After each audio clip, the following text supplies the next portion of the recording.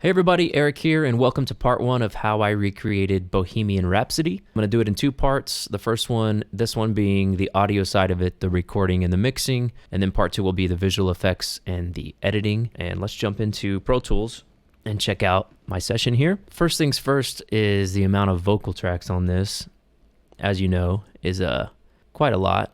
And when they were recording it, they would stack tons and tons of vocals on one part. So I was trying to accomplish that.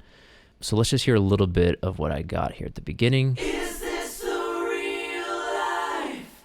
Is this just fantasy? So I have one part with four of me singing it. So I basically did that with every part. So in part number 2 is actually 4 takes as well. And the same with, I'm not sure how many parts, and it kind of changes throughout. It's not like it's all 3-part or anything like that, or all 4-part. So yeah, that was the idea. And also the idea was that I'm not auto-tuning anything.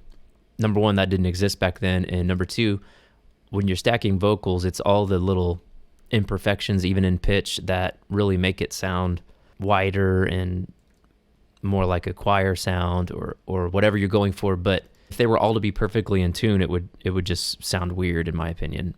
So I didn't do any tuning. And on that note, aside from sends to effects like reverb or delays or anything like that, the only thing I have on all these vocal channels is a de-esser. Especially when you start stacking vocals, all the sibilants, all those little S's and stuff just get really, they can just take off on you and get out of hand.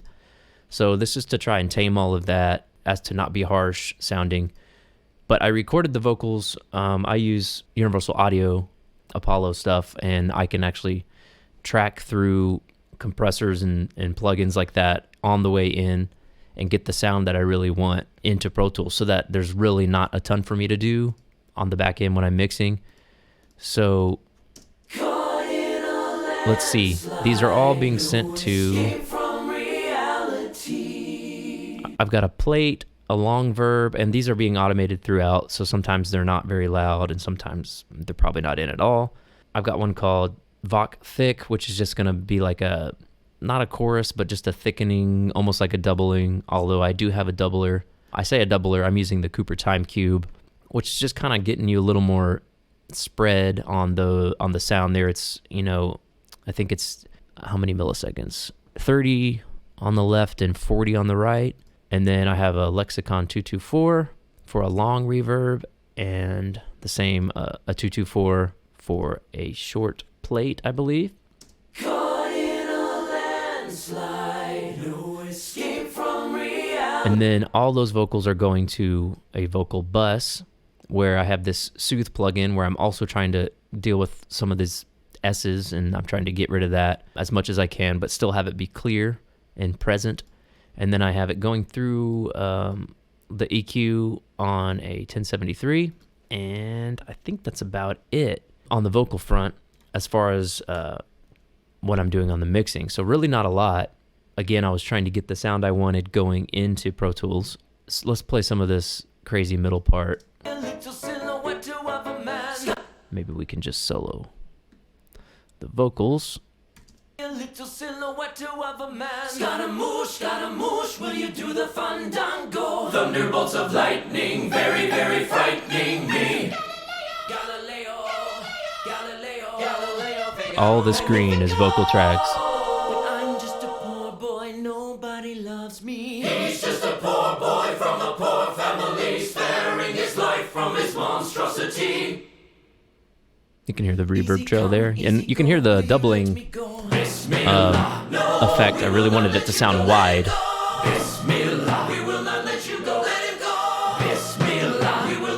I think I just found I don't know if it's a mistake, but my timpani is coming through. It's probably just solo saved. Yeah.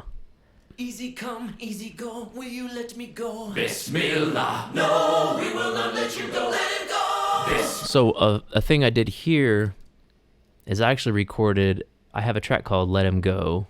What I did was a kind of a digital version of what they would do, which is I sang Let Him Go, that high part, I don't know how many times, maybe 15 tracks, and then I just recorded that down to one stereo track, just pre-mixed it all, leveled them all out. That real high falsetto, amazing sounding thing. But yeah, so that's a ton of those bounced down to one track. Because if you were to listen to the multi-track of what they did, you would solo one track and it would sound like multiple voices, and it's either them bouncing it down to a single track or multiple of the guys in the band on one mic singing that. So that's what I was trying to accomplish there. You know, it's all about the parts, getting the parts right, but also the layering and how many, just until it sounds right. I just really used my ear. We will not let you go. Let me go. Will not let you go. Let me go. Will not let you go. Let me go. No, no, no, no, no, no, no. Oh, mamma mia, mamma mia, mamma mia, let me go. Beelzebub has a devil put aside for me, for me, for me. So that snare must be solo safed as well. Which, if you listen to the original, I noticed you can hear an overdubbed snare on top of the groove, which is what that is. So I played... Let me see if I can get rid of these voices and let you hear... So that's just the snare I played separately and overdubbed on top of the whole drum kit. If you want to hear all that together...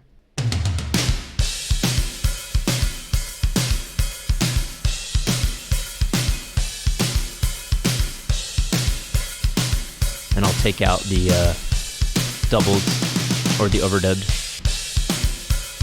That's without it. I mean, if you listen to the record, there's lots of flamming and it's not perfectly exactly aligned, and that's kind of what the cool sound of it was. So I did that, and let's have a look at the rest of the drums, I guess. So let's just have a quick look at the kick drum, I guess.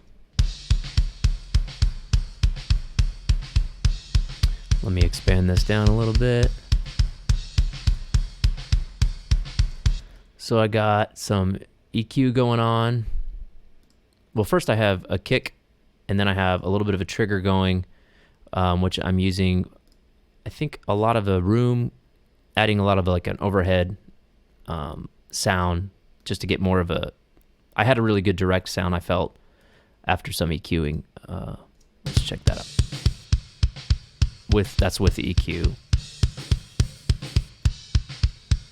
Pretty rad little curve there, but that's what I was kind of going for. And then this is with that overhead. Just gives it more of a room sound. I had room mics, but I was just really trying to get a different sound just with the direct kick.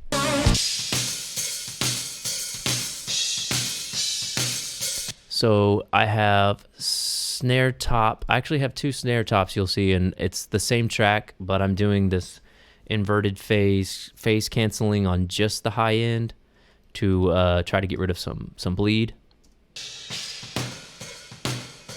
So you'll hear less high end on this one, and when I get rid of it, the phase cancellation will stop,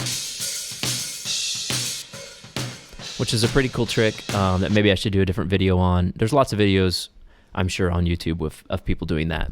And then I have the snare bottom. Just a little bit of the top end sizzle from that, and then there is some direct and some snare bottom, but I like using samples for adding like that, the overhead mics and the room mics, and just blending it to taste. And here's all of them together. They're all going to this bus where I'm doing, looks like I'm getting rid of a weird frequency, adding some top end, and then we're hitting the distressor. Just a little bit, about 2 dB of gain reduction on 4:1. It looks like I had a transient designer on there, but didn't end up using it. Let's check out some toms here.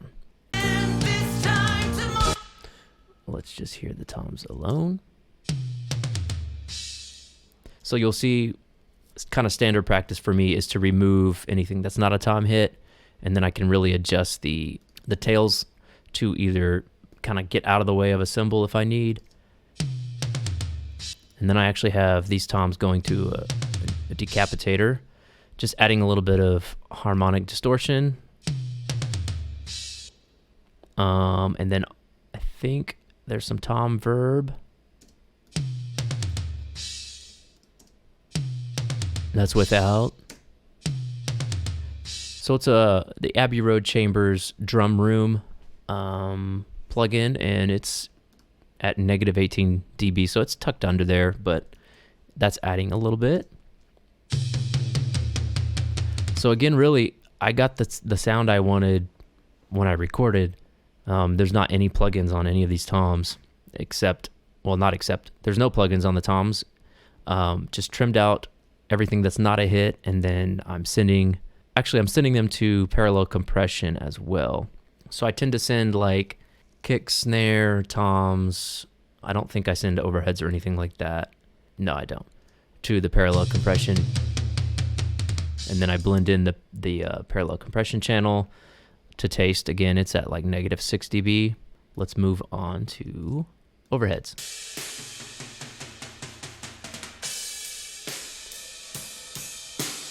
So I got some EQ going on, getting rid of some low end, some woofiness, and probably a weird frequency of a cymbal. Looks like I tried on 1176, but ended up turning it off. And then I have the Soothe plugin again, taming some of those harsh frequencies on the cymbals. Well, that's an odd sound.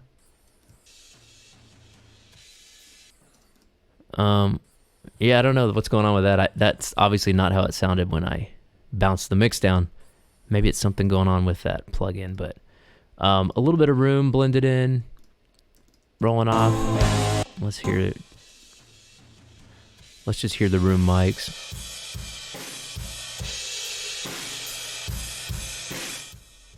And so yeah, those are tucked down a little bit. Well, not a little bit, negative 25 dB. So they're way under there. But then I also have a drum room aux channel that I don't know if all the drums are going to, but most of them are going. Looks like the hi-hat isn't. I'm just kind of sending what I want to kind of emulate a little bit of a bigger room than I have. And then we have the parallel compression, which I touched on, and then we have the drum bus.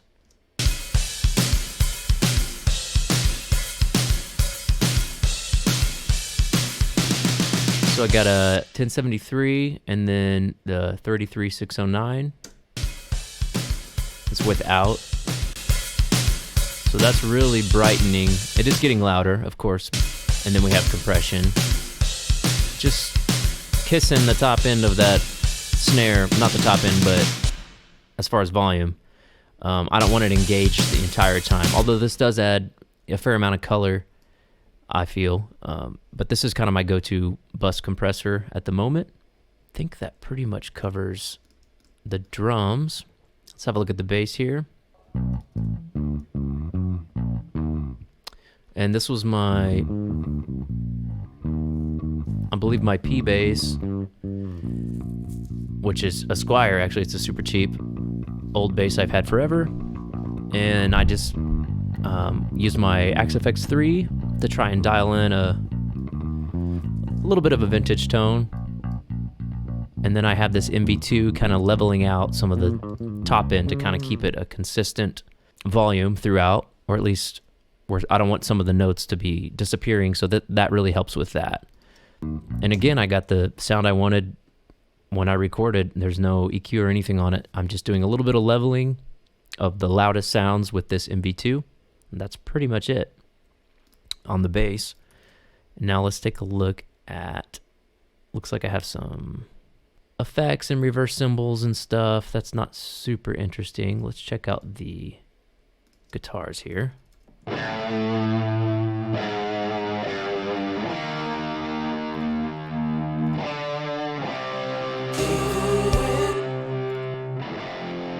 So it's a double tracked part, and kind of the theme of this is I tried to get as close as I could with the tone going in to record. So that's just my fractal sound going direct to Pro Tools. Now, I don't have a Brian May signature guitar, so I used my Strat to try and get the closest sound I could. I felt like I did pretty good. It's not exact, but I don't know that it could be exact, but I was pretty happy with the sound.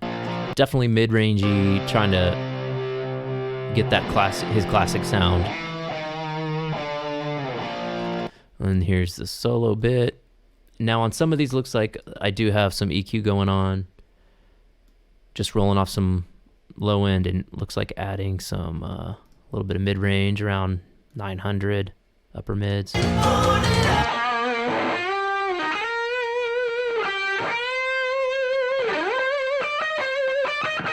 I do have a guitar room, which I'm using the Ocean Way Studios plugin, which is a great plugin if you have something you want to sound like it's in a room. I can crank this up and let you guys hear.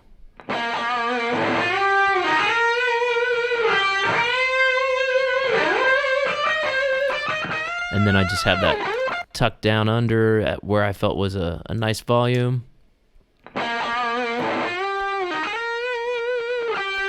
It's pretty subtle, but again, I like that plugin for lots of things, but basically anything you want to add some of that room ambience to. Let's check out the piano. Now this is committed down. I also tried to commit a lot of stuff and not keep a bunch of virtual instruments open. I believe this is the Grandeur plugin by Native Instruments. I'm pretty sure it is, but I could be wrong. But it's one of their kind of stock. I don't know if it's stock, but I think it came in my complete bundle. And I have a SSL channel strip, a little bit of compression, some filters,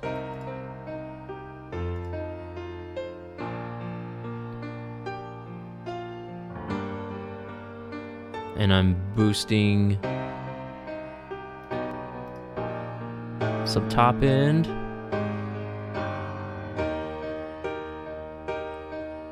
So that's pretty much it on that. I did add, and I liked adding this little octave with a nice reverb tail on it.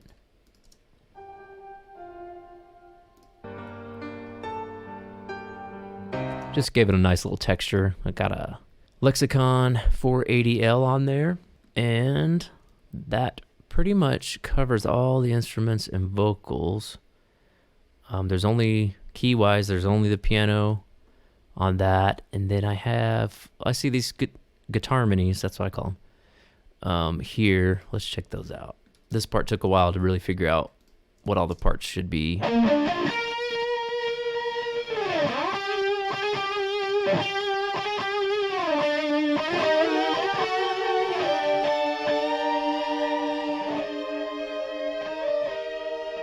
And I'm kind of fading out these harmonies. They're all going to this bus, so I could really control how they tapered off. And I wanted to do it with one fader as opposed to going in and doing all the same automation move on all of those tracks. Yeah, and all those are going to the guitar room. It looks like I have each part doubled. That's kind of what it seems like. And then each one is hard panned.